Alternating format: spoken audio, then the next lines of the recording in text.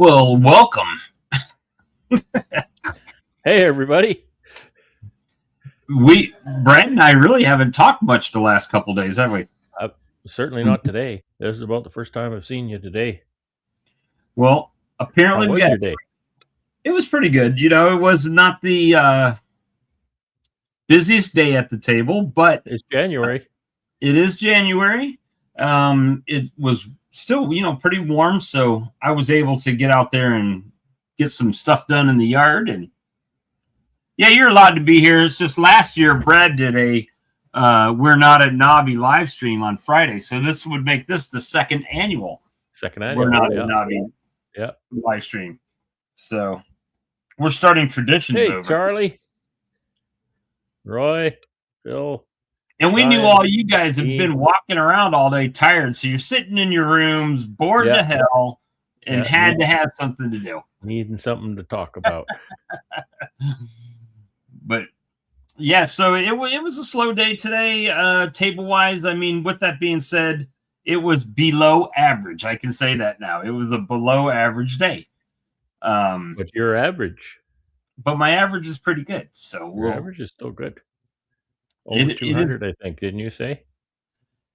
I'll tell you exactly what it is right now, thanks to the spreadsheet wonderment that we have going on. Oh, Phil been to Cracker Barrel. Oh, take me to Cracker Barrel.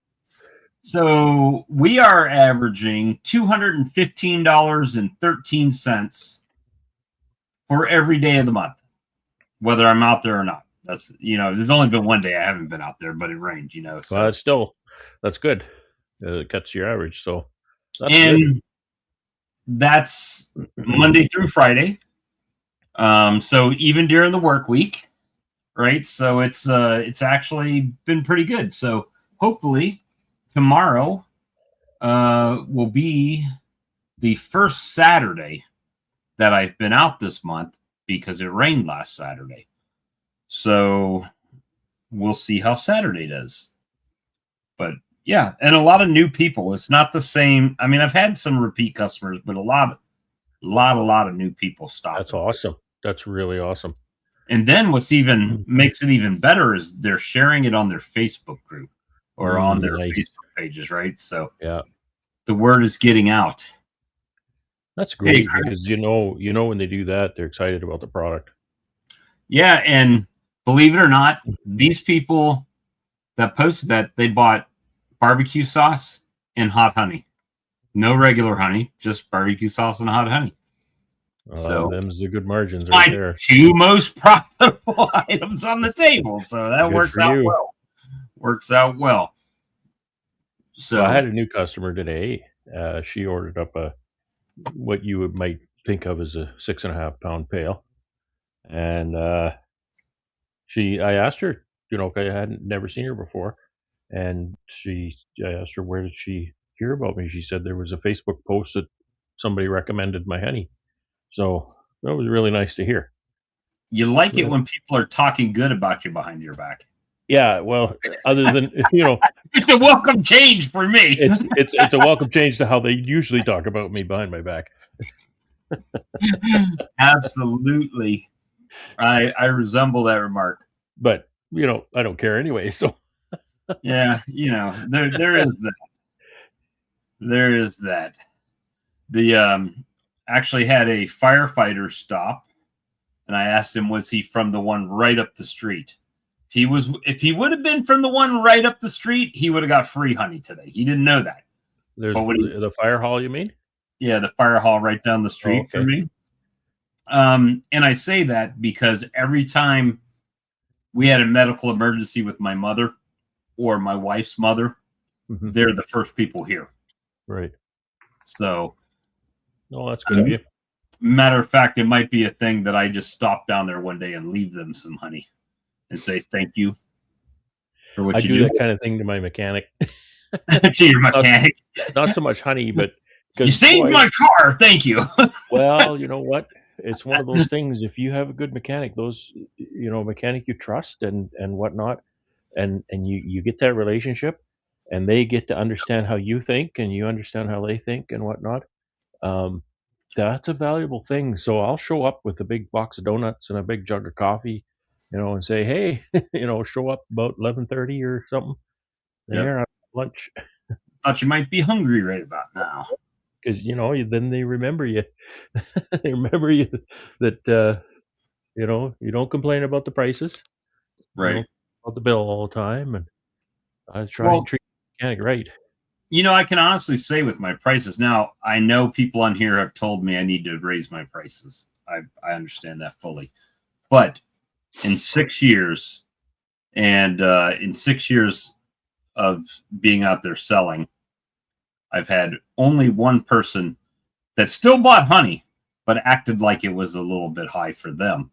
And that's okay. That's, if they don't buy and they decide, hey, I'm sorry, that's good too, right? I mean, you stopped. I appreciate that.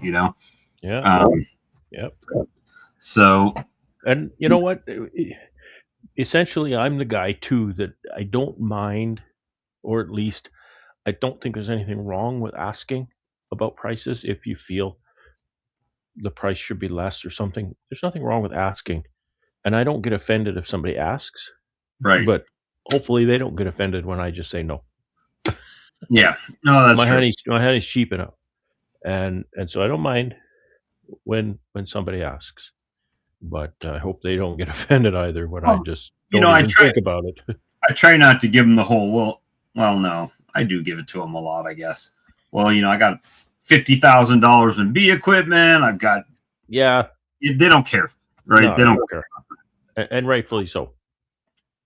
But usually, when people want to, oh, we'd like to have some bees. I said, and I just try to put it as political as I can, I guess, or delicately. That'll be the most expensive honey you ever buy. It's like you just buy the honey, bro. Because if you're not going to keep bees and you're not going to try to do a, I hate to say a good job, but a satisfactory job, because you might be able to get one this year, and if you make it through the winter with those bees, well, in the spring you're going to have bees in your tree, or you're going to need to make another colony. It's not a casual thing. Even if one colony, it's not a casual thing. You need to get so deep into it to not have constant, bee loss, etc.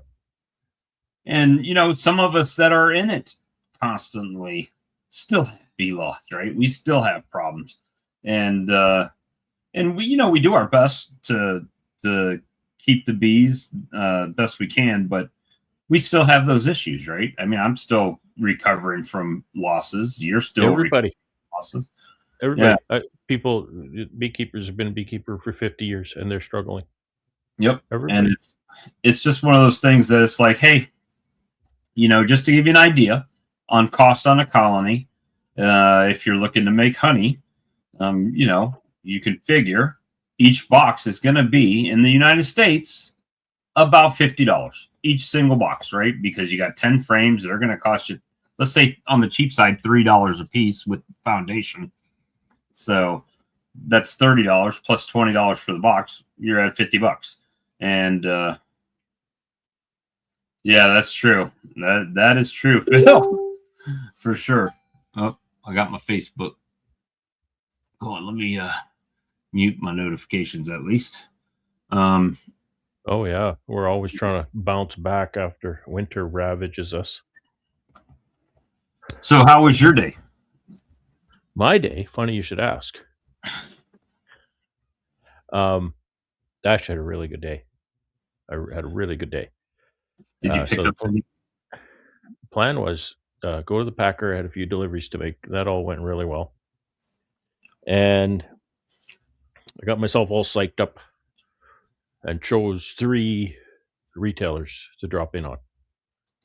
And these are major retailers too, not small stores. Thank you for your super sticker. I appreciate that a lot. More than you know. Oh, that's great. Thank you. And yeah, very good reception. I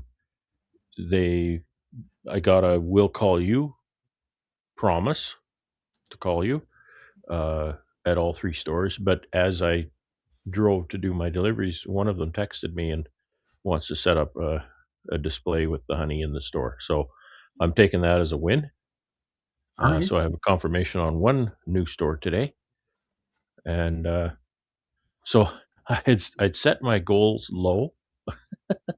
Well, I'd set my goals low to we're do always two new hopeful. stores. Right, that was my goal. Two new stores, and so I visited three, and I've got one, and the other Potentially. one sounded really positive. So Now, uh, not to pin you down on any numbers, but if it's just an average store, I'm not telling you, I don't need a specific range, but if it's just an average store, what do you figure that does to your bottom line as far as gross sales? We're not going to break it all down by taxes that's and a everything. good question. Um, I think every store is kind of different, but yeah, that's a really good question. It could Ooh, be, stumped him. could, Usually you got all the numbers. yeah, yeah. And I'm trying to think because I did that report recently on my large retailers, uh, and I'm trying to remember. I want to give you good numbers, but um, it's a few thousand a year. It's maybe, I'm gonna say it might be 5,000. Hey, 5 grand is nothing to shake a stick. It's worth cold calling a store, Yep, right? absolutely. Yeah. The it's I envy you for that that reason as far as your business is concerned, where you do have a packer that's willing to co-pack for you and enables you Yeah, to that's a unique setup that I um, got. that's something that I could do, but I would have to find that person, right, with the at least a facility that would allow me to package my stuff in the building or something of that nature. So I'm excited for you on that. The you know Thanks. one out and you can increase that money, because at the end of the day, um, and I'm learning this more as I go, under your tutelage. Tutelage. Yeah. But it had the game for me has changed, right? It's gone from being a hobby to I've got to produce money. Yeah. Yeah. It wasn't that way because when I was working, if I sold some honey, that was just wham, walking around money, right? It didn't. It wasn't necessarily if I wanted to pay a bill with it, I could, and if I wanted to go to Nahbe, I could, or whatever,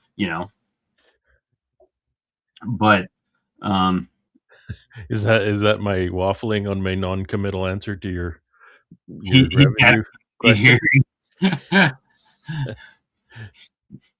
But it's Yeah. now when you it's different. I mean, it's definitely different for me now. The way I look at my honey business is different. The fact that I have to get my ass up and go and sit in the front yard all day, whether I'm sitting right at the table all day or not, or in my truck or driving my lawnmower around, I constantly have to keep an eye on that, right? Now, there's a good side to that too, because it's in my front yard. I can do other things in the front yard while that happens. But gone are the days of sitting here and vegetating at the computer all day long. Yep. That can't happen anymore. Well, Well, it could. I would just be doing it in the dark because I I couldn't pay think, my electric bill. yeah, yeah. We had that conversation, right? And I think my answer was, well, I'll guarantee you how much you'll not sell, or I'll Yeah. guarantee you how much you will sell if you sit in front of that computer all day. This much. Yes. Well, and that's fine, DC. It's just one of those things that we all have. Um, my goals have changed. When I say changed, some of it was forced upon me to change, and some is because I choose to, right? Yes, I could go out tomorrow and probably get a job at Walmart, McDonald's, or something pretty easily if I don't turn in my resume and they think I'm overqualified. But is that what I want to do? Not really. There's so many options, and it's just taking that bull by the horns, right? You take that But bull by the horns, and you start steering your your own life sort of Yeah, thing. And it's not easy. Like I don't make a ton of money, yeah, but and it's so interesting to and challenging to you know not only the business challenges, the production challenges with the bees, but the challenges inside myself to say, okay, you got to get out there and cold call a store. You got to get out there and whatever, do the deliveries, do the now I will throw legwork. some shade on Brad for this, since it's just me and you here, and I'm Yeah, gonna poke fun at you. just Is you and me that here, we've been talking about you getting out and going to stores ever since I started getting on this table every day. right? And I was telling my wife, I said, because I keep her informed as to what's happening in Bob's life, and I said, me encouraging Bob to go ahead and do this, I've been talking to myself too, right? Because I can't tell Bob, Bob, you gotta hit the bricks, you gotta take the bull by the horns, and You then got to sit get on your ass outside. and then go and sit on the couch all day myself, right? I can't do that.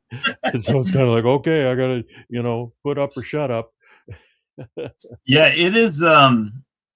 You quickly learn to live on less when you're on your own. That is 100% sure true.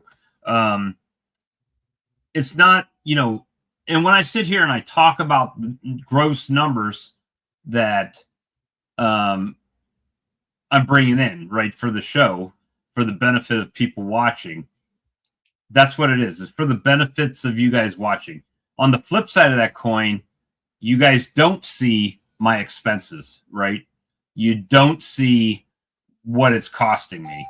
Um, you know, just to throw one number out here, my truck is over $900 a month, and then you tack insurance on that. Well, we're over 1,000, right? So, Oh, and that's before I bottled the first thing. Oh yeah, by the way, those bottles cost some money, right? And those labels cost some money. So there's definitely, yeah, we learn from your mistakes. That's a good thing.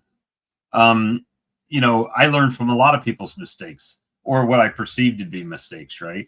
Or, I see somebody do something, I'll think about, well, why did they do that? And then maybe do it that way, maybe not do it that way, just depending on how it goes. But it is a learning curve. And hopefully it's encouragement because guys, what I have set up out front is nothing special. It really isn't. It's a table with honey on it. That's it. When you go down to it, it's a table with honey on it, right? And just try to. I'm not saying I'm better than anybody. I'm just showing y'all what I'm doing. And half the time I'm bored poopless out there, right? I'm just sitting there bored. It's like, when's 4 o'clock coming? Oh, and the funny thing is, as it gets closer to 4, I look at the numbers. I'll look in my little square and say, I'll add up all my totals and be like, I really need to get closer to $200 because that's my goal. mhm. And then I'll say, well, maybe I just stay out for an extra hour. Or that extra hour, instead of sitting right there at the table, I'll go grab my leaf blower and blow my dirt off or something, just waiting for somebody to come. Or I'll get lucky and I'll pack everything in and somebody will just show up. Hey, can I get some honey? Absolutely can get some honey. Betcha. So we Give me just your money. Give me keep your that money. moving, right? I was up at 7 o'clock this morning. I went out to the honey house, grabbed a frame that I had in the freezer, cut it up, made more chunk honey, right? Hmm. Sold some of that today. But it's not it I try to live by the mentality that I was preaching to Alex. The honey won't sell itself, right? It will. I mean, once they go and taste it and they become a customer and they know when I'm going to be there. And I still have people stop. I've been out there every day except for 2 because of rain since what, second week in December? Yeah, like 2 days or something. You It's been haven't two been out days. I've been there. out there every day, and I still have people coming. I never catch you. Have you not come by in the last month? Because I've literally been out here every day. Yeah. And so it's people are still figuring it out, right? Still figuring it out. Some of the Facebook groups only let you post on Wednesdays and Sundays, stuff like this. So I can't always use that. There's other Facebook groups, and generally people are members of both. Well, what I So find is they start following me on Facebook. So when I post, well, now they see it, right? Or something like that. Well, hey, Brent, I don't even go inside for those. I live near the woods. I just walk in the woods and go. Unless thanks it's for sharing. And then you go back to your table and serve food. then I walk back to the table. I don't Just serve it. I the make way I them roll. grab their spoon, and all I do is hold the jar. Okay, we could change the subject. But it's it's one of those things to where I'm not gonna lie to anybody. It's scary for me because I'm used to having that. Well, this Friday I'm getting paid. It Next is. Friday I'm getting paid, It right? absolutely is. And if you do, prime example. So we know I'm having to buy honey. That's been well established. I'm having to buy honey because I've sold through everything I made. But people still want honey. So I'm buying honey. So I use a card. Well, guess what? I got to pay that card so I can order honey again, right? So I pay the card, not knowing if I've got any sales from today to reimburse what I just paid into the card. Yep. Right. So it's I'm the same way. I'm the same way. I got invoices to pay, and it's sort of, I'm going to use my last whatever couple $100 to pay this invoice, and I'm trusting that more sales are going to come in. Yeah, and you total look, total game of averages. And then you might get paid something on a weekend, but Square doesn't pay you out until Sunday night, right? So it might. I got one retailer that quite often he'll pay Friday afternoon or something, and it's kind of like, right. What can I I do don't see now? that money until Monday. Yeah, so it's definitely a challenge. I can't say I don't like it. There has been times that I've wanted to just not go out. But then the other side of me says, you know what? Car insurance is coming up. I better get out at the table. And that's where the hustle comes from. Let me the hustle comes from not knowing, the fear of the unknown, not having that in the bag secured. And I'm not very good at the hustle. I really am not. I know that's the important part, but I'm not very good at it. Well, I think once, and then here's the part that I don't think we talk about a lot. Okay, so every single store or customer you get is literally making more work for you, right? So on one hand, you're like, hey, this is great. I got a new customer. And then on the other hand, you're like, oh, crap. Now I got more work to do. Right? And then your business starts cracking the whip. Oh, yeah. Gets you, right? And then people are phoning and knocking on the door. And, oh, you got any honey? You got any honey? And then your business starts to push you out the door. Yeah. When I started beekeeping, I was not trying to create a job for myself. Right. I was trying too late now. Yeah. I was trying to create relaxation. You've released the Kraken. Yeah. And not the Kraken in the bottle, unfortunately. No.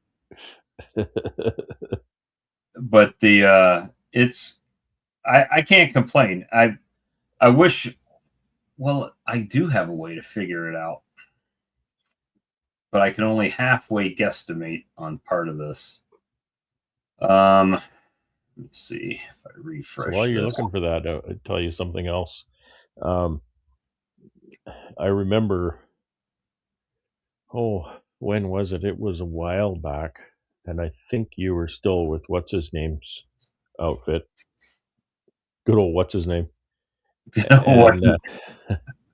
And I remember telling you something. I was just trying to give you some tips, and I said, you need to get in some kind of a support group, just some kind of a network of people in sales, right? So you can get just do what we're doing, right? Just tips and encouragement and just networking and learning from one another and whatnot in a group like that. Right. Well, as far as this business thing, this is exactly what you and I have been doing for the last, you know, 2 months. We're trying to encourage each other, and we're both being encouraged because of that. So now you understand the dynamic of my Square reader compared to my cash sales, Yep. right? So when I say that is not everything is not run through my credit card processing deal. I do get paid cash, which is a whole separate animal. But last month to this month, through the same 9 days, I'm up 2,761.23%. Mainly because I'm out there. I was selling. I was not selling at this time last month, right? One day, I had I don't know, $20 sale. You have to go to work at 7:30 in the morning. Okay. On December 8th, I had a $30 sale. Conveniently enough, that same lady came today and bought $30 worth again. So, so she's buying about $30 a month, this one lady. But the thing is that if you look at not just, I guess it was around the 12th that I started. No, at $30 on the 12th. And then the 13th, 64. The 14th. I wasn't out there the 15th or the 18th or the 25th. I guess rain or something. But anyway, and, with that being said, we are on our way to beating last month, which last month everybody that's been watching knows was around $4,000 in total sales. So it is a good month. However, going back to the expense portion of this test, I've bought seven buckets of honey. 7 buckets of honey costs money. Cut comb honey costs money. So Yeah. and unfortunately, at this point, I have no way to not do that, unless I just want to close down for the next 7 months. Which, because it's all I got, I can't do that, right? So we got to keep the ball rolling. Boy, we got police going by and everything tonight. But so it's very interesting. Again, this month so far, an average sale with a credit card is $39.02. So what's that tell you? Most people are buying multiple items, right? Not just one item. Yeah. I like to do that when I do a market, and I go to a market, and I like to look at that average sale price. That's why I try, even though sometimes it would make it easier. I try not to add up sales. This person bought a jar and this person bought a jar, so put that into one transaction. I try to separate it still, Right. so that then I can look at that number, and it's interesting how that number has changed over the years. We started doing this probably, I'm going to say 2017, I think. And I remember very well looking at that number, and my average sale at a market was between $9 and $11. And today, my average sale is between 14 and 16. Right. So it's, well, and that's Almost largely because prices have gone up. But also, it's interesting to see, because you can see the demographic. You do this market, it's at one demographic. You do different market, it's different demographic. You can see that average sale. You can see how people are shopping, which I Well, find that very interesting. and I don't know about all the different credit card processors. I've only used Stripe for my website and Square for these sales, but I do like the reports that you can pull off. If anything, when you go to the homepage, it automatically says, this day versus the prior day, or this day or this month versus last month, this week against last week, however you want to look at it. But it's also becoming like today, until the very end of the day, everything I had was credit card transactions.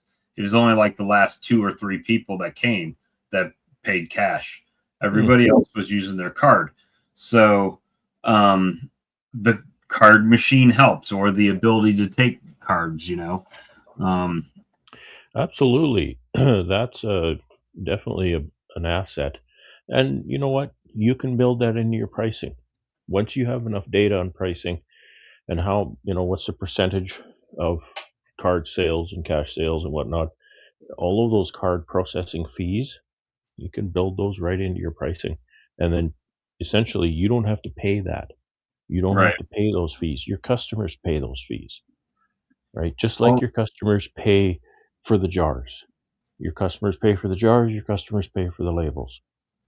well, one thing that I'm noticing is I used to think it was good when I had days over $200 in credit card, but now I've had days that are over $300 in credit cards, and it gets kind of crazy. I mean, even in the front yard, when you have a dozen 3-pound bottles out there and they disappear. I mean, they're being bought like quick. Yeah. So it's always, and at this point there, yes, I've got my table loaded down for the weekend. However, there's a good chance even what I've got bottled now won't make it through the weekend. Now I do have some honey in the bottler. I got two buckets this week. Guess what? They've already been added into the warmer. I've already started pulling off of those, where pretty much I could pump all the way out and then I had enough. But that's not the case anymore. I've got to constantly keep honey in there. Brad, what's your target profit margin per bottle of honey? Does it change per bottle size? Well, no, because that it's not a yes or no answer, really. It depends on how I'm selling it. Am I selling it directly to a customer, a delivery, or in the driveway or whatnot? Then my profit margin doesn't really change. But because my pricing model is that I take a standard price per pound of honey. I know every container I sell, it could be a 30-pound pail or a 1-pound jar. And I know I sell in metric, but I'm trying to make it easier for the majority of our viewers. I'm getting $4 a pound across the board, bar none, right? And then I've calculated every piece of expense that goes into that container after the honey is extracted. So after the honey is extracted, all of the costs beyond that $4 a pound is paid for by the customer, Including fuel. including driving around. In all of my vehicle expenses, driving around, jars, labels, packing costs, creaming costs, whatever, all of those expenses. And that's why I'm saying, the cost of your jars, you shouldn't have to worry about, well, this container is going to bite into my profit margin, because it shouldn't, because your customer should be paying for that jar, not you. So you should be getting your base price for your container. So to try to answer your question, is it does change, because you can imagine that a 1-pound jar is going to cost more than half as much as a 2-pound jar. right? So because I'm getting the same amount for the honey, then the customer gets the savings on the 2 pound jar.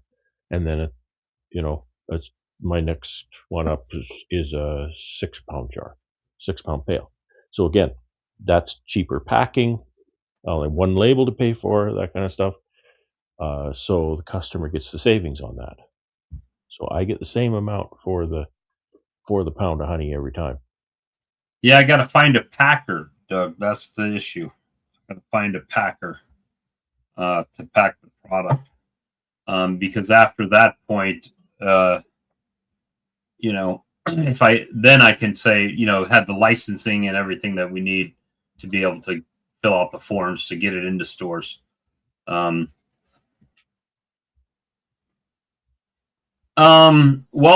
Hope, if you compare it to my spring honey, it's about the same. If you compare it to my little bit later honey in the year, it's lighter. Not too hard to, and that, okay. So there are several places that I could buy honey. If I buy it from a beekeeper directly, they're typically very proud of their product, and I understand why. Um, but it's typically higher. And once you've bought so much from a beekeeper, typically they're out, and then you can't get it anymore, right? So, for consistency purposes, not only consistency in the product, but consistency in availability, right? My being able to get it for the rest of the year, is why I'm getting it from the people I'm getting it from. Am I married to them? Do I have to buy it there? No, I could buy it anywhere. If anybody's got any amber colored honey, I would buy a bucket from you. It's just because my customers like the option of buying either a dark honey or a light honey. And right now, all I'm getting is light honey. And I had a guy that buys from me every month. He messaged me last night. Hey, you got any more of that dark honey? Nope, all out. All I got is the light honey. Until spring, I said maybe in the spring there's some still hanging around in the colony. I can get out of there and spin it out for you. But at this point, no.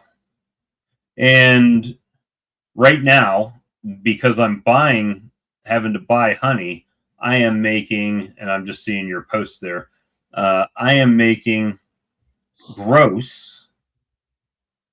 Well, it's not entirely gross. It is kind of gross, but net is about $5 a pound because I'm spending between bottle, label, and honey about $5 a pound, right? So, or yeah, something like that. Close. I haven't broken it down by each thing. It's $3.75 a pound in the bucket. So it's there's expenses there, right? So we've had this discussion. All right, so you've got these new accounts, or you now have a supplier that can supply you unlimited honey, right? You no longer have a supply chain issue as far as providing for your customer, but you're making half what you were making before. So now technically you need to sell 2 or 3 times what you were selling to make the same amount of money. So it's about turning that. You got to keep turning the customers, turning. Yep, 5 gallons, $2.25. Yep. And I need to contact them because they're not that far from me. I mean, 45 minutes when you live in the country really is not that long of a drive. If I have to go to the mall on the other side of town, 45 minutes, right?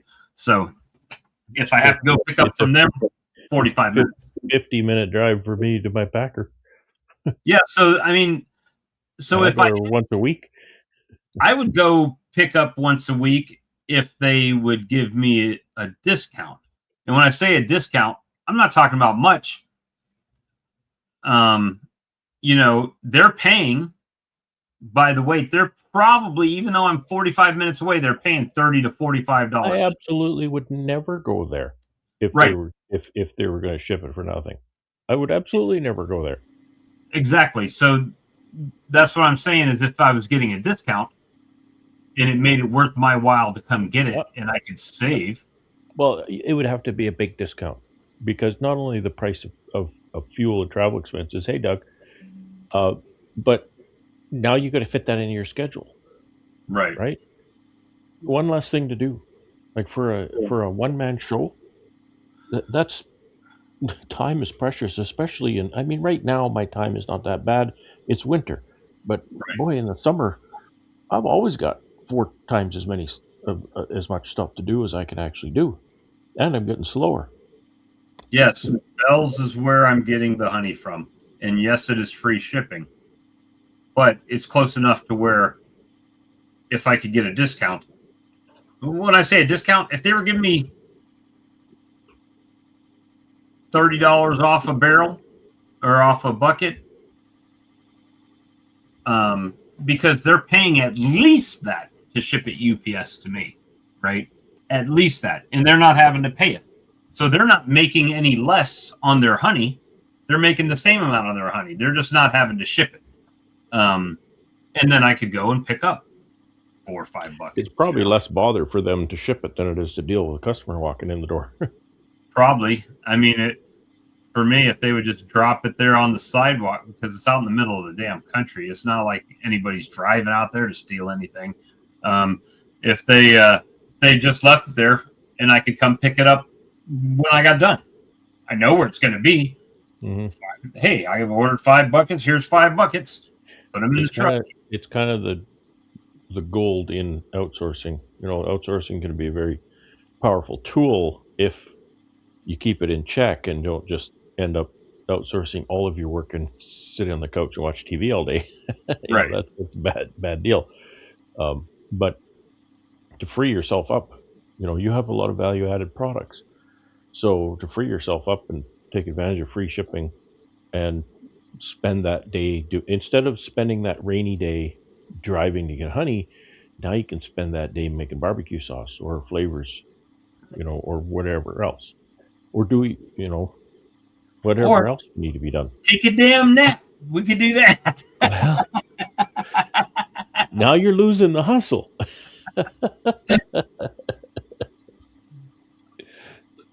What's going on, Doug? They probably don't sell in volume the way that you get from them either, Bob. Well, if I go and buy it, I can buy drums from them. And it saves me 75 cents a pound. So the problem is I can't handle drums. I have no way to decrystallize the drum. I have no way to drain a drum. I don't have a pump. If I get to that point, it would be beneficial for me to get a pump or get a drum dropped off and pump the honey out. It would take me, figure if we got a Hilco pump for $1,000, the pump would pay for itself in less than 2 barrels. But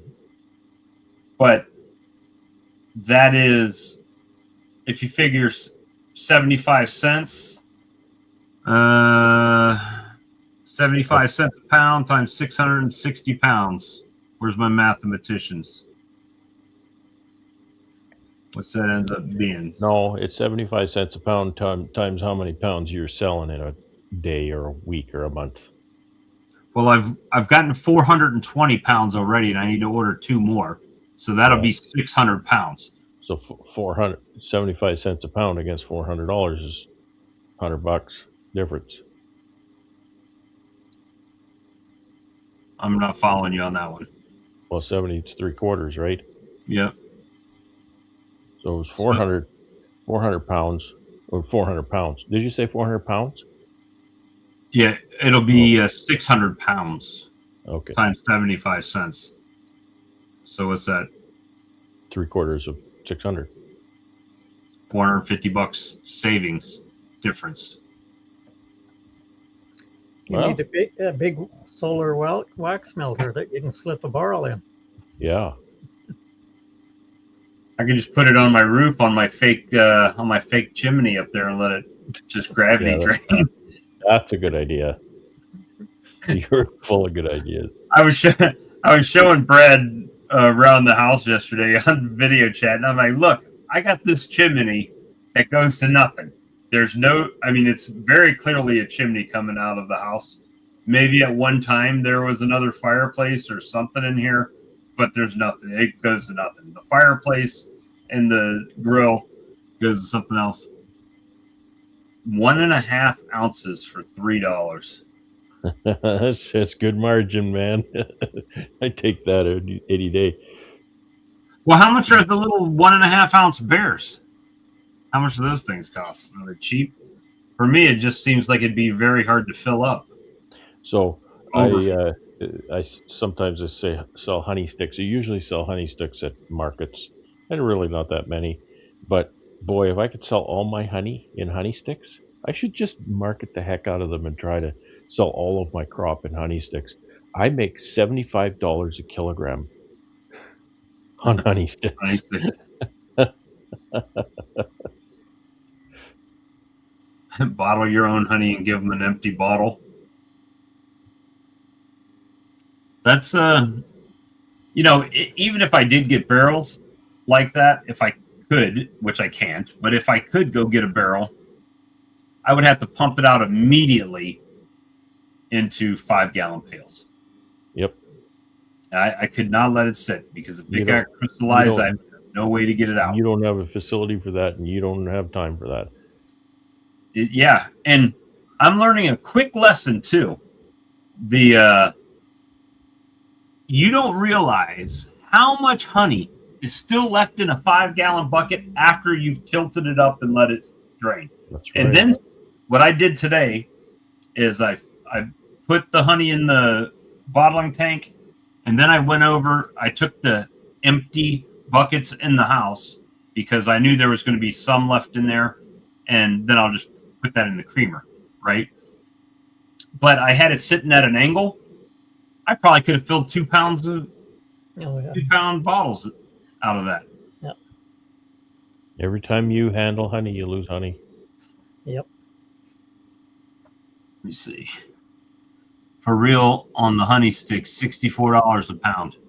Yeah, it's a good margin. It's a pain, and you can't move that much. It'd be my luck. I'd buy a bunch of honey sticks, and they would outlaw plastic straws in my state, and I'd have to throw them all out. That's a reality in Canada. That's a reality. What, you put them in a wax-lined straw or something? Yeah, you put them in a cardboard straw. Put them in a milk container?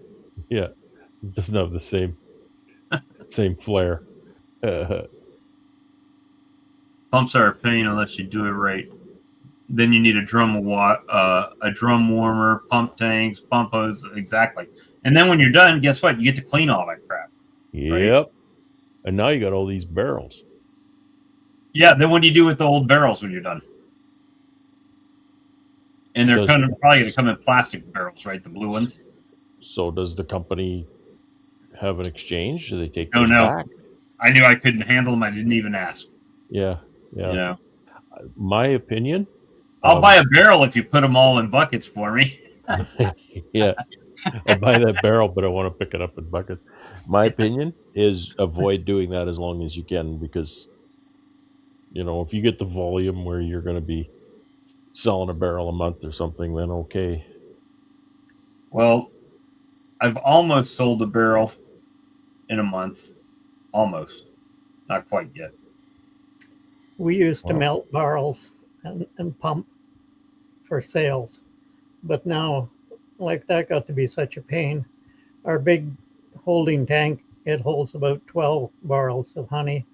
The bottling tank holds about 1.5 barrels. So we can heat both of them. So we just use those now. We don't use the barrels anymore. My bottling tank will hold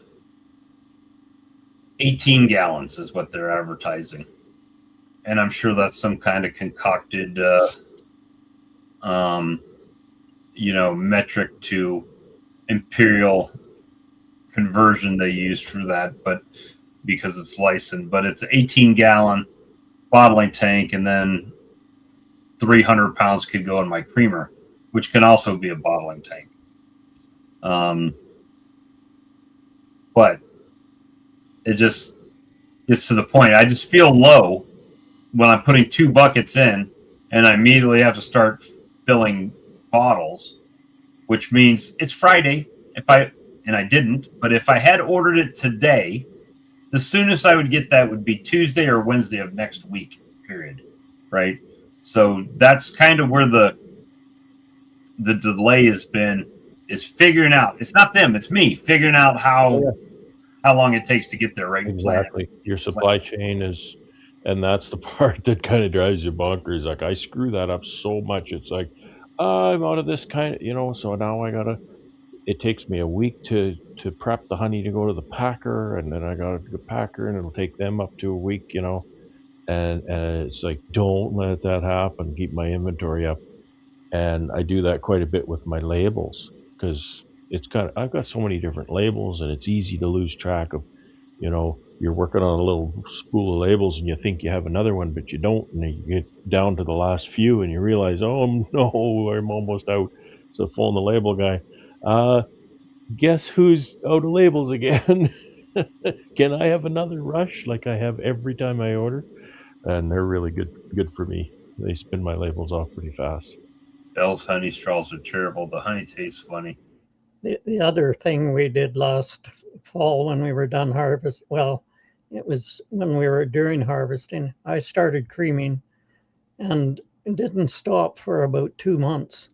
Like every 3 days, I can put out about a barrel. And by doing that, you don't have to clean everything every time you run a batch, and Right. you save so much honey that way that it just made sense to do it that way. Yeah. So I think it worked out. I did about 9 barrels of honey creaming all at one time, and clean up once. That's kind of how I cleaned my bottling tank out one time, and it's had honey in it the whole time. If it gets low, I need to put some more in it and just keep we do an annual clean out on both tanks. And it's but it's exciting times. Right now I'm trying not to think small, but at the same time not think too big, right? Like with the barrel thing. Yeah, it would be great to save 75 cents a pound. That's $450 more in profit in my pocket on every barrel. So that'd be great. But it's I'm just not equipped for it. So to get to that point, it's a lot. Well, the biggest thing, you have to lift a barrel too. That's my issue. That's why I will not have a barrel in the yard, because my tractor won't lift. It will lift it enough to, it'll lift it maybe a foot high or something like that. But other than that, I won't have them. Yeah. Our little tractor will lift a barrel without any trouble.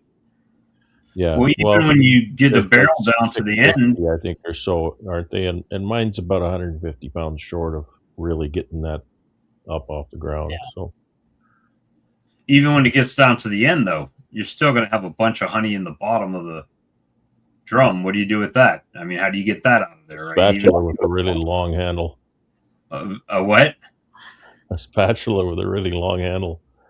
Or a extension to your pump hose, right? You stick it down the bottom, try to suck it out.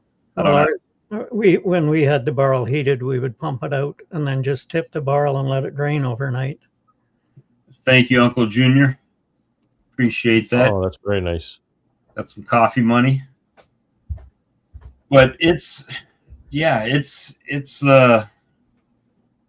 I don't know how to explain it.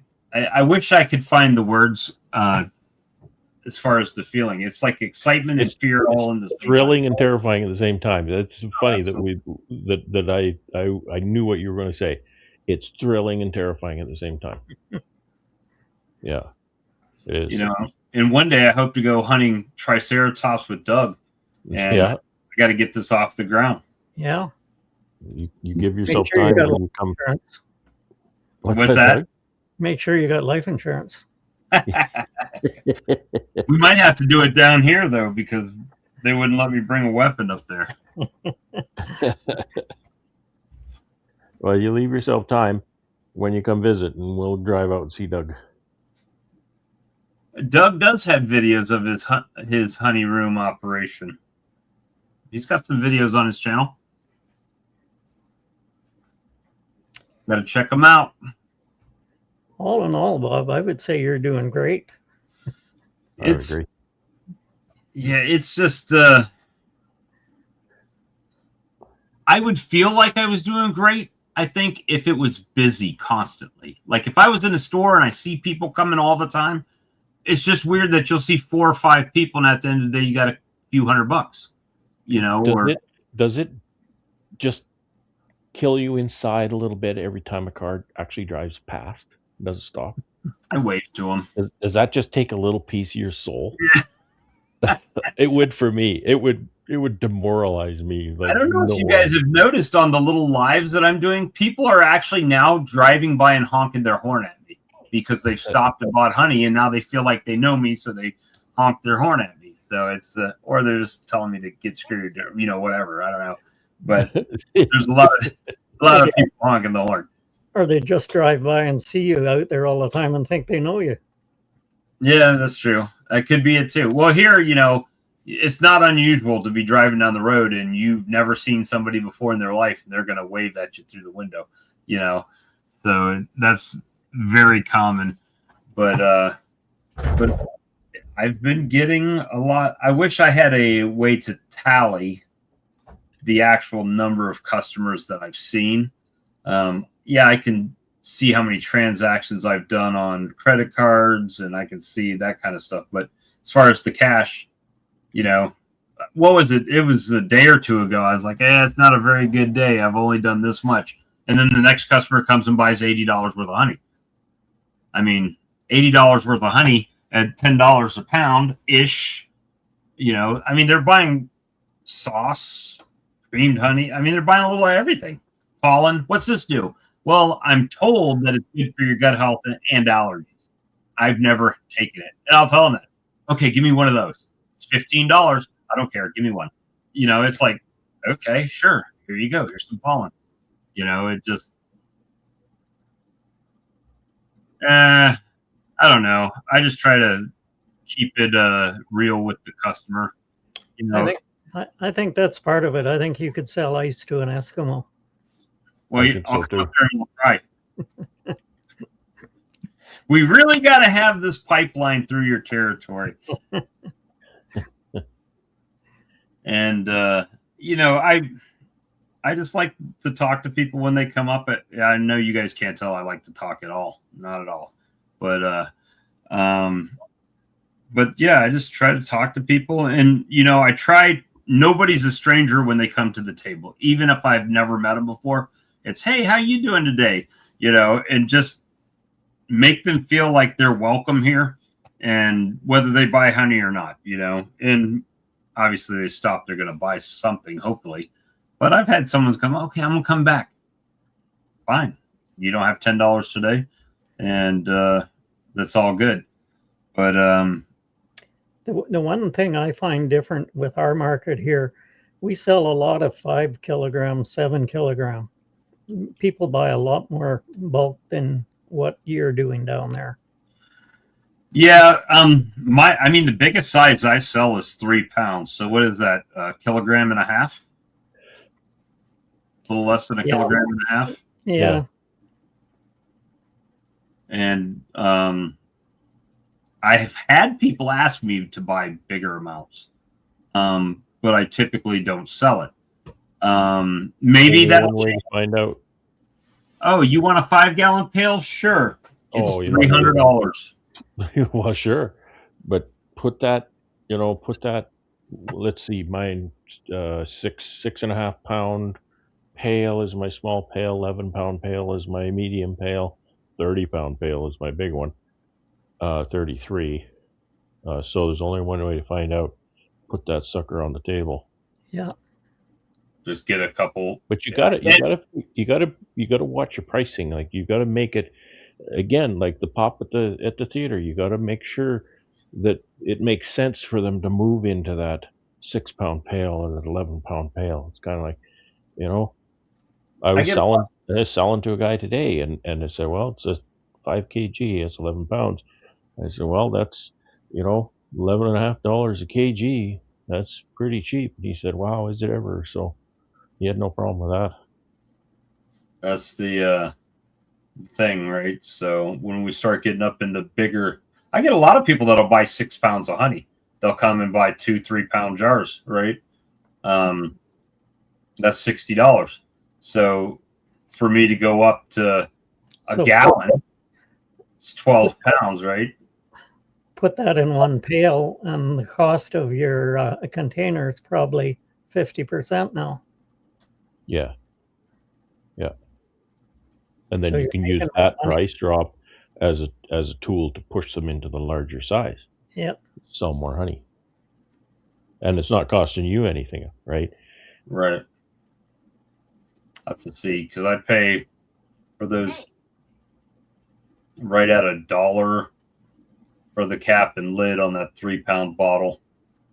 So, but if they get 2 of them or 3 of them, now that's $3 as compared to. So you are saving, right? And Yep. $3 for the pail. See. I make mine fill the straw. I'm missing something over here. What is Canada's diabetic rate with large quantities of honey? Doesn't matter. It's the government pays for it. That's right. That's the Doesn't liberal matter. ration. You write it off. You just write it off. It's a write-off. You just write it off. Our bulk buyers are usually little old single ladies that do lots of baking. Mm-hmm. Do the a little story about pail customers. I go to a market, and of course you're going to sell mostly jars and stuff at the market. But I remember when I started markets, I used to have a half-pound jar and 1 pound jar were my smaller sizes, right? And I'd have so many customers. They'd come up and they'd pick up the half-pound jar for $5 and the 1 pound jar for $8 at that time, and they would stand there for 20 minutes, right? And pail customers, you don't even see them coming. You're standing there at your table, kind of daydreaming, and suddenly there's money in your face, and they've got this pail in their hand. You don't even see them walk up. They can see that from 100 yards. They see that pail, and they're just beeline. And meanwhile, the guy with the half-pound and the 1 pound can't choose. I just think that's pretty hilarious. so We have one little old lady. Every fall, she comes and she wants 10 pails, 7 kilograms, just like clockwork. Wow. She 150 pounds of honey. She must bake like crazy. Wow. that's I'm just wondering. I've never seen anybody here sell pails like in the stores or anything. You can't buy a pail of honey. Really? Not a lot of stores here. They'll- Like I'll sell my pails at store, but the thing is, they want to put a lot of product on that faces, takes what up they a call big- it. How many faces do you have on your shelf? Right. And a pail uses up 2 or 3 faces on that shelf, and the revenue's not there, especially since my sell price is not much of a margin above my wholesale price, so they're making a 9% margin, which is not acceptable to a store. Yeah, like I'm gonna have Brad send me pails. Hey, this is the pail I use. Look, see if you can find one like that. Yeah. we sell a lot of 3 kilogram pails. Those little Pro Western pails, Doug? Yeah. Yeah, that's what I sell. 3 kilograms. That's what 6 pounds. 6.5 pounds. 6.6. Yeah. Yeah. It's 2.2. So yeah, 6.6. What'd you call that? A Western what? What was the pail? Was a Western something? Oh, the company's Pro Western. It's in Pro St. Western. Albert, Alberta. Of course it is. all of my pails are Pro Western pails. It's right down the road from where Doug buys his polystyrene hives. Well, you know what's funny? It's an Amcor company, and we have an Amcor here. Pro Western is an Amcor company? That's what it says. Pro Western Plastics Limited, an Amcor company. Well, maybe you can get those from Amcor then. I can give you the numbers off the pails if you want. Funny thing is, I used to work at the Amcor plant. Oh. I ran a bottle labeling machine there. They did My all only advice on pails is when I started keeping bees and selling honey, people would talk about an ice cream pail. You know, these plastic pails you get ice cream in. And so one of my customers gave me one of her ice cream pails. Says, fill this with honey for me, with liquid honey. And so I did. And as soon as I filled that pail, I thought, I'm never filling one of these again with honey. Because it's like putting it in a paper bag or something. You know, it's so flimsy. They're not meant to be used again. It's just a flimsy pail for ice cream. And the fact that the ice cream is frozen means that the pail doesn't have to be very structural. And it ain't. So, of course, they do everything in no more ice cream pails. They do everything in liters and gallons, right? Is that a 1.9 liter container?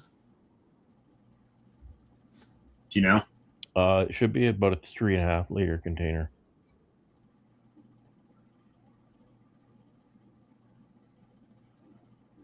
So a 1 gallon would be 12 pounds, right? Yeah, 11. And a 1 gallon is 3.8 liters. 3.8, yeah. So that would mean that a half would be 6 pounds, which would be a little bit less than 3 kg. Yeah. 50 mil wall thickness.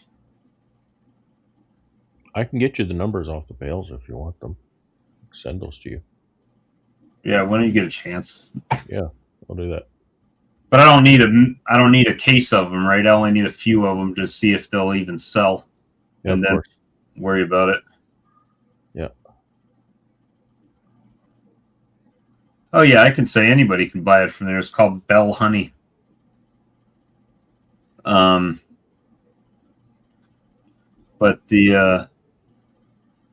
it's literally 45 minutes for me. So they say they're South Carolina company and South Carolina honey, but can I, in all transparency, can I guarantee that? No, I can't guarantee. I don't know. You know, I know they're here in South Carolina, and when I get honey, and they sell honey in all the grocery stores around here, in the local section. So I assume it's not. It's in the produce section, but it's billed as local honey there. So right now I've got plausible deniability if anything ever comes up, because I have no idea. I have no idea. But it is the same color as my spring honey. That's all I can say about that. So all the people at Nahbe seem like they're having a pretty good time. Yeah. Enjoying some videos and some pictures back. And looks like a good time. So far, I've seen 2 main videos. This is the line outside, and here's all of the vendors. Other than Charlie, when he went to buy a hamburger, what did he say they were? $25. $25 for a hamburger? Yeah. Boy, it's got to be a good hamburger. Yeah. Holy cow. Yeah. I like hamburgers, but that would give me pause. Yeah. That's a one of those things to where it's kind of like going to a sporting event, right? You're not going anywhere. You're not leaving. So you either pay this or be hungry. This guy would be hungry until time to leave. Part of the culture of that sporting event thing is you got to get nachos and get a hot dog. Yeah, but I don't know that they sell lunch. I don't know that they sell beer at Nahbe. I'd be the guy walking around with the stack of beer cups, right? I've With been sitting there that all hat, the hat with the two the beer hat with cans the and two cans and the straws. yeah. I remember a number of years ago they told you what it cost to go to a Detroit Red Wing hockey game. And the Okay. ticket was the cheap part. It was the parking and all the extras that went with it that really added up. Eh? Well, I used to be able to take my kids to go watch even the college football games here, Doug, and it's just gotten to the point now that it's so expensive. Yeah. Even, like you said, parking, right? You got to park. All right. Well, I park. It used to be if you paid $20 for parking, you were right up next to the stadium. Now you might pay $20 for parking and have to walk a mile and a half to get to the stadium. So it's definitely they're pricing themselves out. But you know what? It's the same thing like with the honey, right? We got a price on the honey. If I don't want to pay it, see you later. Go buy from someone else. Yeah. So same thing. They don't want my money. They want the guy that's going to come in there and don't care about the prices, can buy 10 beers and 15 nachos and it's a balance. It's a balance. I honestly don't want the bargain hunters. I think the bargain hunters will be your most troublesome customer, to be honest. you know what? I think what's really helped me at my table is the samples, the letting people taste it, right? Oh yeah, because absolutely. if they say, "Hey, I want lemon honey," I said, "Well, here, taste this first before you go, because I don't want you to get home and decide you didn't like it, right? I would rather you not like it here and not buy it, and buy something you do like, and that way it's all good." And I haven't had anyone complain about the honey, so it's pretty good from that aspect. Let's see. He hasn't seen me all day, so He hadn't talked to us all day either. he hadn't talked. He's talking now. He's got that buzzer going. He was asleep. Let's see. Oh, you're still on your first box of straw that came with your Honey Straw Junior. James, how much was that Honey Straw Junior? How much did that thing set you back, if you don't mind me asking? Because I always thought they were kind of expensive and that I would have to sell a metric ton of honey straws to make it worth my while. And to be honest with you, because on a Saturday, I'll get a lot more customers, but during the week, I might only get 5, 6, 7 customers stop right during the day. So if you're playing percentages, the chance that they're going to buy a honey straw when they come, I'll probably be sitting on honey straws for a long time. And, if I went to the flea market or something like that, yeah, probably sell them a lot quicker, but that's not my business model at the moment. It's usually the kids. A parent will buy a honey straw for each kid, or the kids will. Here, shut up, kid. Here's a straw. Funny. We'll get the young the young adults, the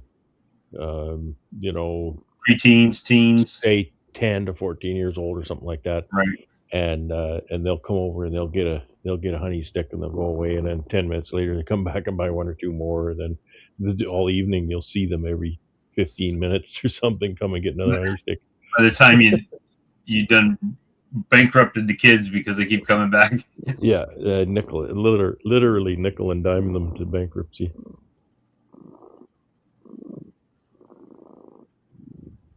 You talk to which Bill where? Bell. Oh, Bill at Bell, honey? Oh, you talked to Bill. Yeah, it said his motor's running. He's diesel powered too, so it makes a lot of noise.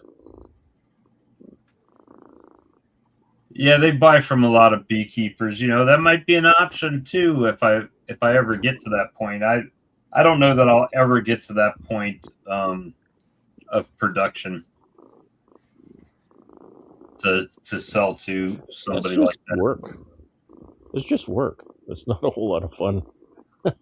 Wait, just selling blowing it out, Let's see. But each to his own. I don't fault somebody else's model. They do whatever they want to do. Right. I mean, I think Corey I'm having enjoys a lot of music. fun with my model, and I see that you're having a lot of fun with yours right now too. So that's really great. Yeah, it's a challenge for me because if I'm working, I don't like to set still. Selling honey kind of makes me set still at the table. Now tomorrow, hopefully, wife's got to go to work early, which means I'll be up early, and I'll be out there. When they start going wherever they're going, my flags will be flying out there. You know what I mean? It's like Saturday and Sunday. That's when the money's made, the majority of it. So It'll be interesting to see, because this is almost, well, it's kind of your first weekend since Christmas, right? You had that weekend right after New Year's. I had last Sunday, and it rained last Saturday, I guess is what Right. this is telling me. That'll be interesting to see. I'm really interested in how your numbers work out for the month, so that you can start to get a little more efficient with the amount of hours that you spend at the table. At this point, going by my spreadsheet, which is calculating cash and credit card, is it is 9 days through the month, and I'm almost 50% of what I did last month. So if we triple this, because there's more than 27 days, if we can, just on an average, we would be at about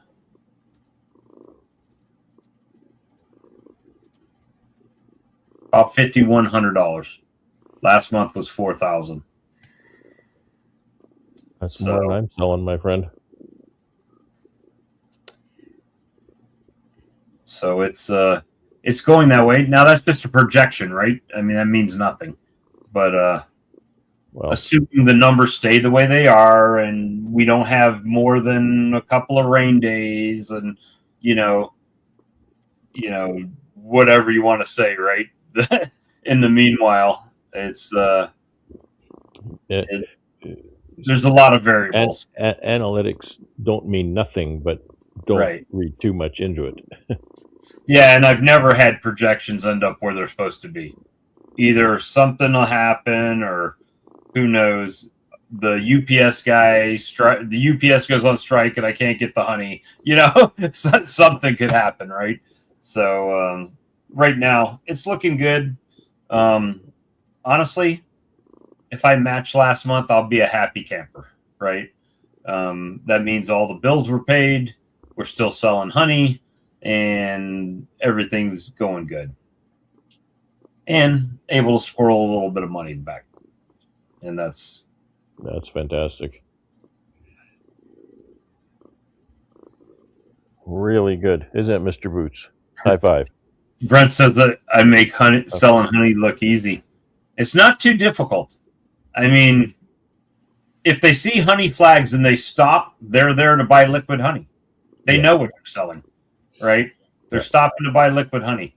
It's my goal that they buy liquid honey and something else. Yeah, and you got to tell them that they got to buy some other stuff too. Yeah. Oh, yeah. Yeah. One guy, just getting them to taste it is the first step, right? What's creamed honey? Oh, here, try some, right? Do you like lemon? That's what I would say. Do you like lemon? That's one of my favorite. Do you like lemon? Oh, yeah, I like lemon. Here, try this, right? I don't care if it doesn't have to be lemon. It can be any of the flavors. It's just that they don't know what creamed honey is, and this is kind of bringing them to the table from that aspect. Hey, do you like barbecue sauce? Oh, you do? Try my sauce. I don't really care if they buy it or not. Just try it. Mm-hmm. And I will say 9 times out of 10, if I get a little plastic spoon with barbecue sauce on it, they're going to buy a bottle. I don't care if it's mustard or if it's ketchup. Doesn't make a difference to me. It's green to me. You know what I mean? It's And here's the other thing about that. If they try the mustard, they're 100% going to try the ketchup one too. And if they try the ketchup one, they're going to try the mustard one. So again, as long as I got a 50% chance of them buying one of them 2 bottles, making some money. You know? And the nice thing about it, if they try and buy, they're probably coming back again. Oh yeah, for sure. That's the real plus if you get repeat customers. I'm going to try to break it down. And when I say break it down, as far as the sauce pricing, it's hard. And not so much for the base ingredient, mustard and ketchup. That's not the hard part. The hard part is how much of this seasoning did I use out of this bottle that cost me $6, right? That's the hard part because, you know, if I taste the sauce, I'm like, you know what? That could use a little more dark chili powder. You know, then it gets a little more dark chili powder. So it's not a, definitely not a fine science, but it is a good thing as far as that mustard sauce. I made how many? I think I said I made 12. Not serving batches, right? It was like one batch called for like 1 cup of the mustard, and I did 12 cups of mustard and just multiplied everything by 12. And multiplying it by 12 only was 3 cups of honey in the recipe. So, wow. Does it have local honey in it? Absolutely. But not a lot, right? So, as far as cost to honey, it's a good deal for me. You know, 3 cups of honey times however many bottles. I think I had 10 bottles of the Carolina Gold and then 2 big bottles, right? Or 3 big bottles. And I sold a big bottle and I'm down to like 3 or 4 of the regular bottles. Now, if you put that in perspective, we still sell, I sell that at basically the same price I sell my honey at. It's $10 for a 1 pound bottle of barbecue sauce. And I'm able to sell it and sell it and sell it. And 25 if they get the big one. So they're getting a little bit of a discount doing it that way. But it's it's going well. You know what? I thought about that. However, if I did that and set up at somebody else's place, nobody knows where I'm at. And nobody over there knows who I am or anything. So, yeah, it would be good if you can establish that over time. But I would be trading known sales for a chance at sales. Does that make sense? It's like trading the known for the unknown. Bob, do you notice people driving up and then going back the way they came? Like, do you notice that they come to you to get the honey, not because they're driving by? Oh yeah, yeah. I've had it. Yeah, they'll come in, they'll pull in, and then they'll come out and go back the way they came from. Yeah. Mm-hmm. That's cool. That's really neat because you know you're the destination. Yeah. So what I have thought about doing, and I haven't really consulted the boss in there yet, but I've thought about trying to do something in the future where maybe I go to a market and she sits in the yard and sells here. Yeah. And that way we're both making. Yeah, duplicate efforts. Yeah. So sales would probably go up for her. She's a lot better looking than you. Well, that's not hard. I'll tell you. You could put me and a pile of dog crap right next to each other, and it would be hard to distinguish sometimes. Which is which. Got a good face for radio. That's it. I've got the face for radio. That is absolutely correct. For sure. You got the voice for radio too, you know. I've been told that. Unfortunately, I've only ever been able to work with radio stations in sales, but not behind the microphone. I would like to, if I could get something like and it'll never happen because it's most radio stations where back in the day, you remember where each town had radio stations and they had local personalities. Now everything is kind of syndicated, where they bring in national artists over the whole network, right? Put on FM radio voice. This is Uncle Bob, late at night, Right. bringing you into dawn. I see. And the WW, the Big DM, 101 FM, Sumter, Columbia, South Carolina. Up your way next, Prince, or something like. Yeah. I used to drive my kids crazy because we used to go on road trips in our little Chevy Uplander van we had, right? And all the kids would be back there, and I'd be bored, and there'd be an air conditioned company's bulletin board up, and I would turn it into a 30-second radio spot, right? And read it out. I don't like red spark plugs. The spark plug's for you. Right. Next time you're in Manitoba, make sure you stop by Canadian Tire, or something. It's it's just something I've done it for as long as I can remember. I remember a cassette tape when I was probably 6. And you remember when Howard Cosell was on Monday Night Football? Howard Cosell. Exactly. And I was mimicking him, making a recording on a cassette tape. And years later, but it was more of a parody even back then. It was Howard Cosmell, right? so it was just, it's something that I've always wanted to do, and I like doing, which is probably why I like doing these live streams and stuff like that. This is the closest thing to radio I'll ever be on, right? So you realize 3/4 of the world's population doesn't know what a cassette tape is? Oh, yep. I'm sure I would have blown their mind if I would have said something like 8-track or something like that.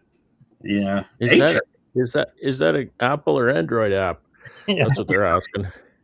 Cassette tape, and they're searching the Android store. You know what? I can't find it. I should do. They have AI that will recreate apps or make apps for you. I should say, I should get an app that mimics an 8-track player. So if so you can see what we put up with. But it streams like StreamYard or like SoundCloud or something, right? So you can listen to music, but if you want to go back, you actually have to click through 4 other tracks. And you can always hear another song just faintly in the background. Little bit in the background. Or you remember with an 8-track, the bad part was let's say you wanted to rewind, if you will, to get back to the beginning of that song, you had to go through the other tracks, but you had to let those tracks play far enough to where it was actually like rewinding the other one. So, or remember the cassettes, you would have to fast forward and then flip the cassette around, or you have to flip the cassette around, fast forward it, so it was actually rewinding the song on the side that you wanted to listen to. Then you'd have to stop and flip it over. Oh, didn't go back far enough. Stop and flip it over. Stop and flip it over. How did we cope? Yeah, it's all we knew. Then the machine would eat your tape. And I was damn happy to have that. I was damn happy to have it. Yeah, we were. Those 8-tracks seemed to wind up too tight. I can remember my brother would pull out miles of tape and rewind it. You get to play it for another month and then do it over again. You haven't lived till you had the number 2 pencil inside the cassette in them. You remember putting a cassette tape on there and spinning it around to rewind it with your pen? Oh, yeah. Pencil? That's, they'll never know the pain. And we should be really pissed off, to be honest with you, because we first had to buy all of our stuff on LPs. We bought all of our stuff on LPs. And then we bought it all on cassettes. And then we bought it all on CDs. And then we had to buy it all on CDs. And then after that, they threw all that shit away and went to downloadable MP3s. And then we had to buy a smartphone to stream all of our music with a subscription. Yeah, and then we had to pay to listen to all the music we already bought 3 times. No wonder there's so much mental illness in our generation. We've been through a lot. And we're damn proud to have that. And let's not get into video discs. Oh. and beta versus VHS and VHS. Betamax and Yeah. DVDs and Blu-ray DVDs and HD DVDs, and then no DVDs, only to stream it. Yeah. And then we went to these. Oh and yeah. then these become minis. So I don't know what comes next. Well, I'll tell you what. When I started working with computers, they were on like remember the big, not the little floppy disk, but the big ones, like what was it, 11-inch? Was it 11? Brad, you remember the big floppy disks? Yeah. Big ones, not the little ones, but the big ones. 10-inch, I think. 10-inch, and then they went to the smaller one, and then they went to the hard disk. The little 3.5s. And now they're on. That's not a hard disk. It's still a floppy disk. I know it seems weird, but it's still a floppy disk. I think it was called an FDD, right? Floppy disk. Well, that's the drive. Floppy disk drive. My secretary at work thought the greatest invention was the typewriter when they come out with a memory for it. Oh yeah, and you could like a word processor. Type ahead 10 characters or something. Well, she could type a letter, and if you need to repeat, it would just repeat it. Oh, wow. And that from the Wang system, and that had that great big huge disk. I remember my friend had a Apple IIe. Oh yeah, very popular. I was envious. Yeah, I remember. I had the Commodore 64 or something back then, and he had this monochrome Apple IIe, and I was like, "Oh, that's great." Green screen. Amazing. Yeah. Well, my wife used to feed a computer at work. It was an IBM, and it was about 4 feet high, 4 feet wide, and 8 feet long. And you fed punch cards into it. Oh, punch the cards. 70s, right? In the 70s? Yeah. Yeah. And then we had my first computer, the Commodore 64, had a cassette tape drive. So you would literally record it on, like, you remember the dial-up modems, right, Doug? Yeah. How it made that sound, whatever, that sound. It would record those sounds, and then you would push play, and it would play it back to the computer, so the computer would know what you're doing. Now, you'd still have to try to stop it at the right spot on the tape and stuff, so it was kind of weird, but yeah. My first computer was Radio Shack, and I think they were 64 gig. We upgraded it to 128 anyway. Was May, probably? Yeah. K. Yeah, 64K and 128K. Yeah, that's what it was. Yeah. Yeah. A Tandy. There you go. Yeah. Radio Shack Tandy. We used those in high school. The TRS-80s and the Model 1000, I think it was. The first VHS recorder that I had was a Optimus by Radio Shack. There was no programs for it. I subscribed to some magazine where you could type it all in, right? And then you'd have to save it so you could run it. Yeah. And that's why we don't have as many issues as some of these kids as far as understanding programming, because we used to have to type our shit in if we wanted to play a game, and you mess up one space on that thing, and now you're going back and troubleshoot to where your space was. Find that decimal place it doesn't belong. It's like and now I run my son-in-law's swather, and it's steered by a satellite. Yeah. But it's kind of dumb. I have to turn it at the end of the hedgerow and turn it myself. Oh, you got the old kind. Yeah. The old kind. That's funny. Yeah. You got to stay awake so you don't run into a slough. Pretty amazing. Pretty amazing. Yeah. And when you think, tractors, I love old tractors, like old tractors. And when you look at some of the processes that guys go through to start these tractors, just incredible. Some of them are very unique, and then some of them are just very involved. A Marshall, for example, you start a Marshall with a shotgun shell. Yeah. You put My the dad's shotgun shell in and give it a whack, and it clunk, clunk, clunk, clunk, clunk. Spins the motor. Yeah. My dad's cousin had a collection of old tractors. Yeah, they had a Marshall that you started with a shotgun shell. Yeah. Oh, so I was gonna. Who is it? Odell Smith. I don't recognize the name, but I had a ZX81 as well. That was my first computer. It was ZX81.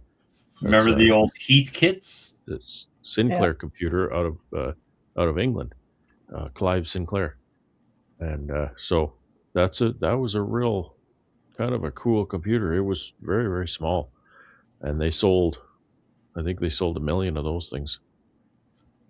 Then they had the Heath kit, which Heathkit. was basically a PC because you had to build it yourself, right? Yeah, yeah, that was the thing about Heathkit is it was the kit part of Heathkit. You had to put it together, and it was quite expensive back then. I love those things. I built quite a few Heathkits. I don't know how we did we get down the computer rabbit hole? I don't know. Reminiscing about old time stuff.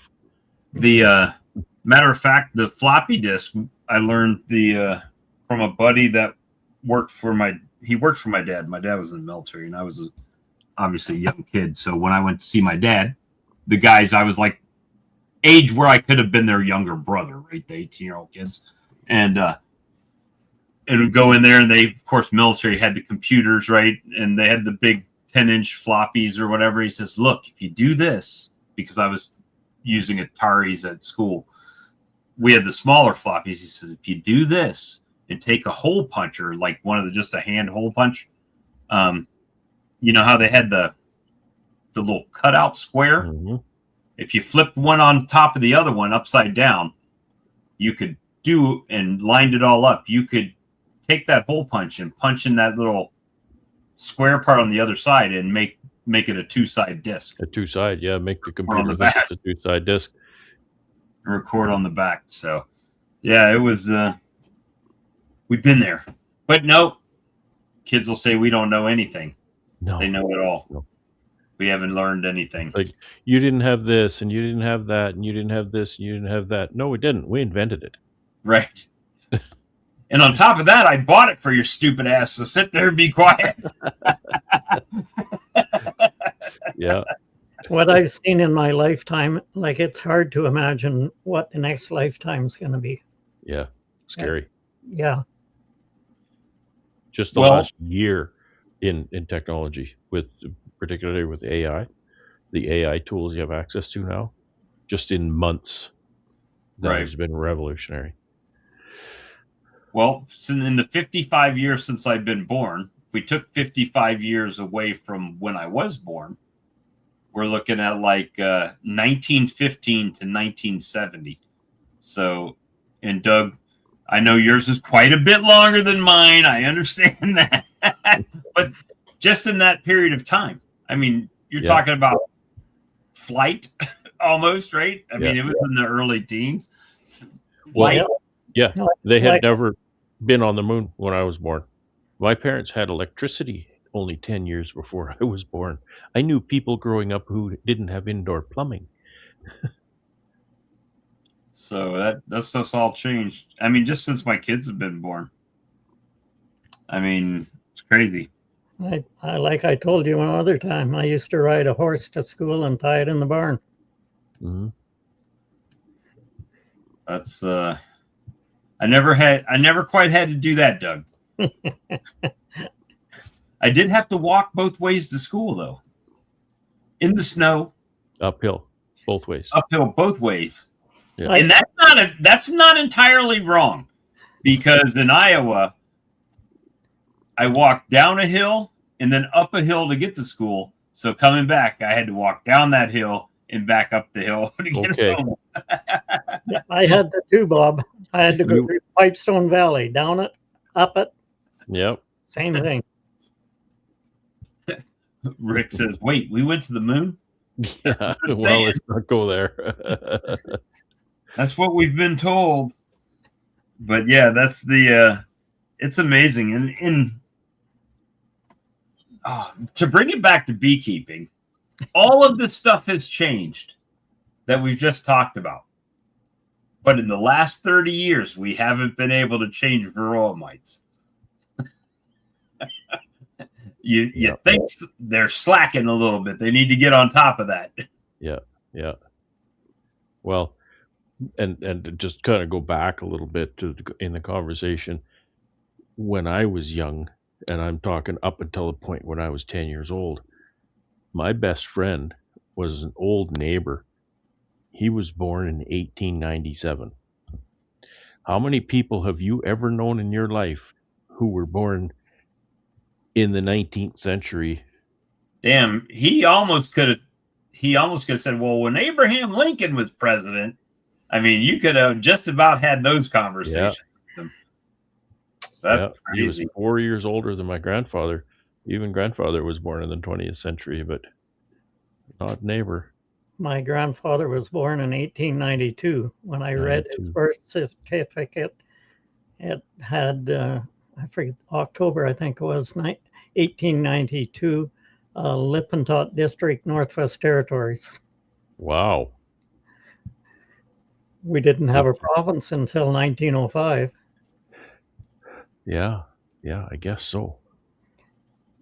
I always remember that, Northwest Territories. This was Northwest Territories. That's right. So you are a native Saskatchewan then. You're indigenous people. You were there before the state was. Pretty well. That's man. I think my granddad was born in 1907. I think he was quite a bit older than my grandmother. So 3 generations of my family were born in the same house on the farm, all before we had hospitals. My grandfather, my father, and some of my cousins. did they just have like midwives back then? Yep. My dad was born in January, and our home was 12 miles to town, so it was a good trek to town. And when my grandmother said, okay, it's time, they got her in the sleigh and hooked up the team, and away they went. Well, they only got about, I don't know, 5 miles from home, and she said, not going to make it. So they stopped in at the neighbor's house, and my dad was born in that house.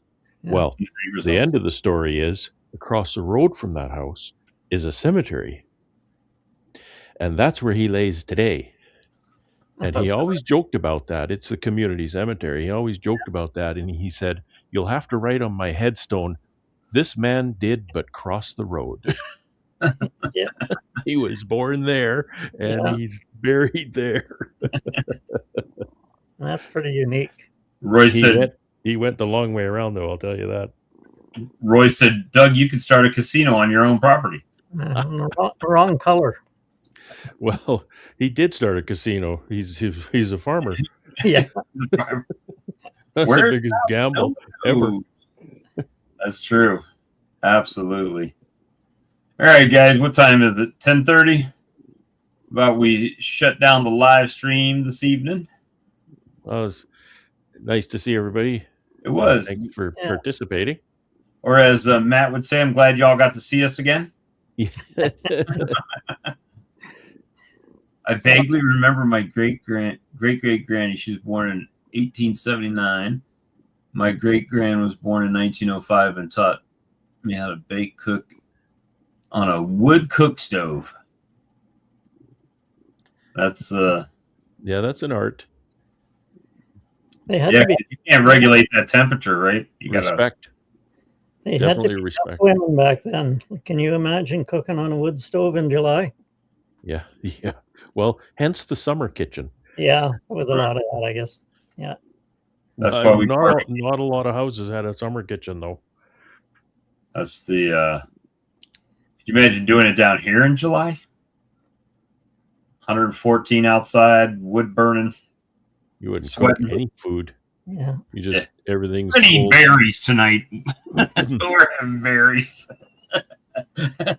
Absolutely. All right, everyone. Hope everybody's having a good time at Nahbe if you're there. And if you're not, still hope you're having a good time. Yeah. And if you're not, thanks for joining us because we're not either. Oh, we're having a good time. But we're having a good time, yeah. So you guys have a good evening, and we'll see you on the next live stream. All right. Good night, Yeah. everybody.